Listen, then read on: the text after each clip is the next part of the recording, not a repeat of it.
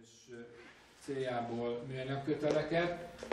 Ezért a terv az volt, hogy a Zsolt fogja ezt az előadást megtartani, úgyhogy most Szajer Zsolt, Magyar Hangja, Terpó György fog következni, és nagyon röviden csak tényleg a legfontosabb dolgokat. Tehát ugye ez a gyári készlet, a vendégkötél, a szem, ugye tehát ha megfelelő méretű és nagyon precíz a tűrésen belüli szemet használsz, akkor nem fog beleragadni a szem. A védőcsőnek az a szerepe, hogyha valamilyen oknál fogva hozzáér a törzshöz, vagy például a PV5 az simán rágódul. Magyarországon volt olyan baleset, hogy nem használtak vendégkötelet a PV5-höz, és elfűrészelték az orrkereket a hülyeség. És akkor van az ernyő, ugye az ernyőre is mindenféle előírások vannak, és a szakadó betét, ugye ezekről már a múlt előadásokon volt szó. Miért használnak műanyag kötelet? Az acél kötelek azok meglehetősen merevek, és nagyon tehát a technológiája miatt nagyon nehéz komplikáltan sodorni, viszont a műanyag köteleknél pedig az elemi szálak azok nagyon nagy felületi tel és nagyon különböző rendszerben tudnak egymáshoz kapaszkodni, ezért sokkal nagyobb szakítószilárdságot lehet elérni a műanyag kötelekkel, és nyilvánvaló, hogy a fonási trükkje, tehát tehát csomó fonási lehetőség van, és a fonásnak a kombinációja adja meg, hogy egy adott kötél az például csörlésre jó, vagy és így tovább. Tehát ezek a különböző, nagyon jó a szakítószilárdsága, a szakítószilárdság mellett nagyon kicsi a nyúlása, az UV tűrését valahogy megoldották, és a természeti behatásokra is nagyon megfelelő. Ugye itt ő megadta, úgyhogy majd ha ezt közé tesszük, akkor a csatoljuk mellé van egy márka, amivel ők leginkább dolgoznak, tehát ezek a műszaki paraméterek, és a tehát hogyha elszakad a kötél, akkor ez a fonó szerkezet valószínűleg egyszerűen az van, hogy átlukasztják tehát így van az egyik kötél, és bebújtatják a másikba, és utána tehát olyan, mintha az acélkötelet összefonná, csak nem ezzel a 6-os rémisztő fonórendszerrel, hanem úgy egymásba összebújtatgatják, és utána pedig egyet csőrölnek vele, és úgy meghúzódik, hogy egybe marad.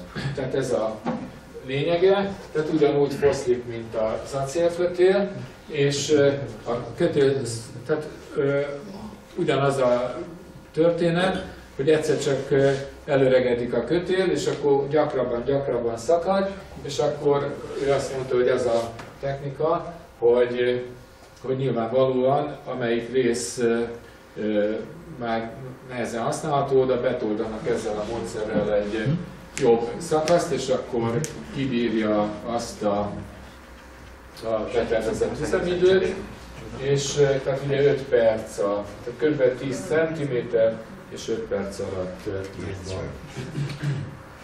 A kötélvágás, ezt nem tudtuk pontosan tisztázni, de az acél kötélhez ollót használunk.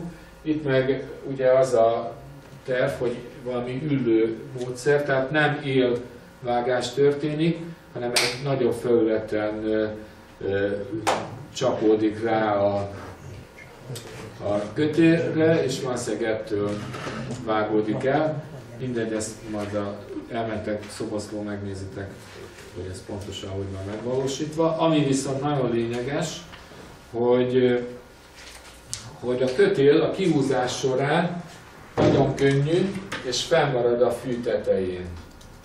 Tehát nem súrlódik a földön, hóba is lehet használni, és tehát jóval könnyebb a kötél, tehát a hagyományos acéldob, tehát egy acélkötelet, az 2-3-as sem emelik be a zuhaszba vagy akárhova, ez pedig egy ember simán a vállára kapja. Tehát annyival könnyebb, és mivel könnyű, ezért nem fennmarad a fű tetején, és a kihúzás során is ugye nem nyúlik annyit, mint az acélkötél, tehát ahova kihúzott, az ott marad, ha be kell akasztani, akkor egy ember odébb tudja húzni, és gyakorlatilag a repülőgépnél nincs az a feszítő üzemmód. Beakasztod, és akkor azt onnantól kezdve kezdődhet a csörlés. Hát egy ember képes, mindent elmondtam, mindent nem mondtam el, akkor a kihúzáshoz azt, hogy a kipufogó gáz az ne menjen rá a kötélre, és a kihúzó kocsi is jóval kisebb terhelésnek van kitéve, a kihúzó kocsik igazából a talaj miatt mennek tönkre, tehát ugye ott száguldoznak rajta, és a kisebb súly miatt kisebb ernyő is van, tehát nyilvánvalóan, hogy a megfelelő ernyő kell hozzá. A csörlőkezelésnél gyakorlatilag nincs különbség, ami kifejezetten csörlőkezelő, hát a bonyodalom az, hogy nincs megfeszítés.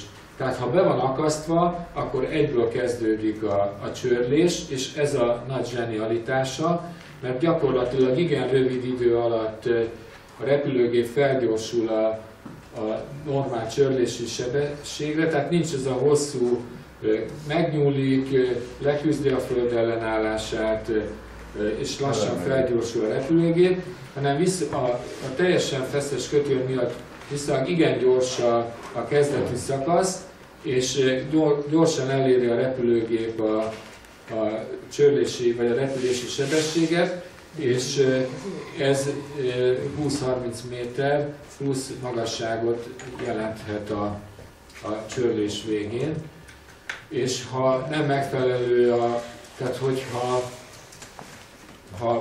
padlógázon indít a dolog, ugye akkor van ez a paritja üzemmód, ugyanaz, ami a pirátnál, hogy tehát a pirát típus csörlések szoktak úgy lezajlódni, hogy hiába mondják, hogy fel fog ágaskodni a repülőgép, ugye a pirát így felágaskodik, akkor lekapja a csörlőkezelő a gázt, azt hiszi, hogy elszakadt a kötél, ugye akkor a pirátos átnyom, de akkor meg látja, hogy közben repül a repülőgép, akkor gázt, de akkor még megint felmegy. Na szóval ugyanezt a produkciót lehet valószínűleg létrehozni ezzel is, hogy ha túlfeszes és túl nagy gázzal indít, akkor nagyon gyors és meredek És ami nagyon lényeges, hogy nincs hasa a kötélnek. Tehát tehát az eleje, a folyamat eleje nagyon gyors, nincs hasa a kötélnek, a súly miatt nem lóg be, és ezért a csörlés teteje is viszonylag tovább húzható, tehát emiatt a kettő miatt, meg hogy jóval könnyebb a kötél, ezért meglehetősen magasabbra megy a repülőgép.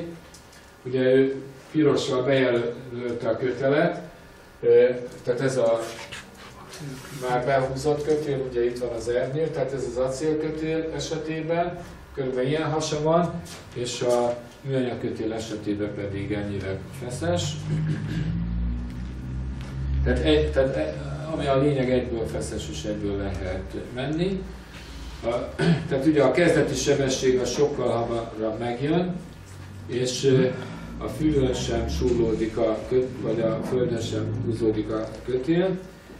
Az emelkedés sokkal simább, a csörlés tetejéig, tehát sokkal egyenletesebb, és a gyors kezdés, a kisebb kötélsúly és a magasabb, tehát a tovább tartó csörlés miatt nagyobb emelkedés érhető el. Ebbe így nem tudtunk telefonon megegyezni, hogy van-e egy-egy típus, amelyiknél ez látványosan nagyobb magasságot eredményez, vagy pedig konzekvensen meg lehet állapítani, hogy acélkötéllel a bócsiján ennyire csőről, a műanyag kötéllel pedig annyira. Tehát ilyen adatuk nincsen.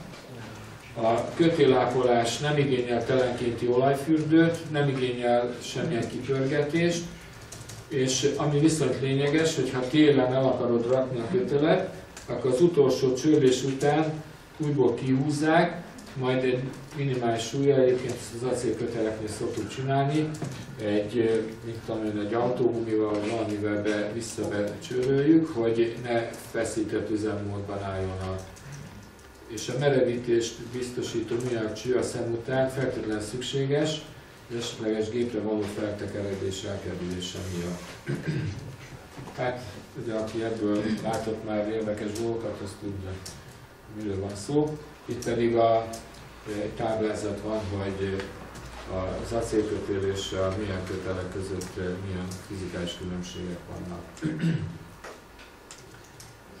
És tehát ugye az acélsodrony miatt már nem használható, tehát 1500 méter után már túl nagy terhelést járt a vitorlázó repülőgépre.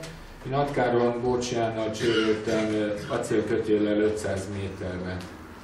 Hát és azért a Bócsiánnal 500 méterről már nagyon sok minden érdekes volt elcsinálni. És a műanyag kötélnél pedig a dobnak az átmérője szab határt a maximális kötélhossznak, meg hát nyilván a pálya mérete is. Úgyhogy körülbelül ennyit gondoltunk a műanyag kötelekről. Kérdés? Megkaphatjuk? Meg. Dobátmérőjéről volt szó, hogy érzékeny a dobátmérőre. Szerintem ugyanazt a dobást használja. A görbők ezért nem lehet. Úgy tudom, hogy a magyarokra nem tudjuk rátenni, mi hoztunk a Balázs Gyurékkal annak idején mintát, de nincs adóvátmérőnk, és ugye a kötél vezető szerkezet és a vágókészülék nem jó.